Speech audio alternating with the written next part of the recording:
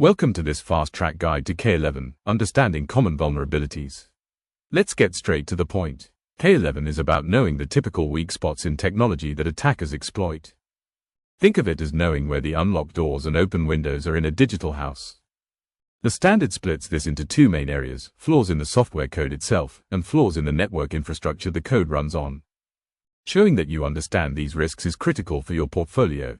It proves to assessors that you are a responsible professional who can be trusted to build and manage secure systems. You don't need to be a security expert to start applying K11. It's about developing a security-aware mindset. If you're a developer like Chloe, look at a piece of your code. Are there any passwords or secret keys written directly in it? That's a critical vulnerability. Your action is to learn how to store them securely. If you're a network engineer like Liam, check the patch level of a router or server you work on. Running old software is one of the biggest risks.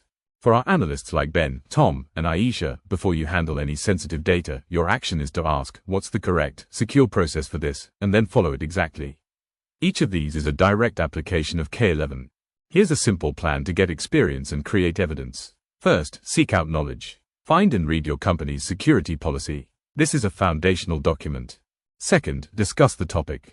Ask your manager a simple question: what do you think is our team's biggest security risk? Their answer will give you incredible insight into what matters in your specific context. Third, implement a basic security practice. The next time you set a password, don't just pick something easy. Consciously follow your company's complexity rules. Each of these simple, proactive steps is a perfect opportunity for a portfolio reflection. Just write down what you did and connect it back to the goal of reducing a specific security risk.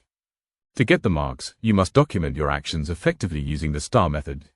It's a simple story structure that assessors look for. First, S for situation, describe the security risk. For example, the password for our test database was being shared in plain text in team messages. Next, T for task, what was your goal? My goal was to find a way to resolve this vulnerability.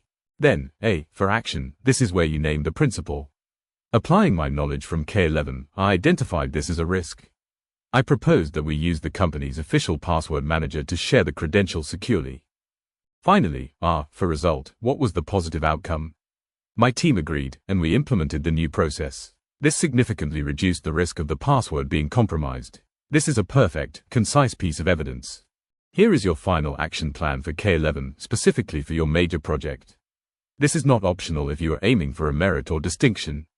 Your final report must have a section on security.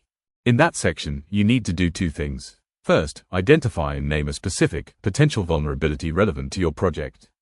Use the language we've learned, like a vulnerability from the OWASP Top 10.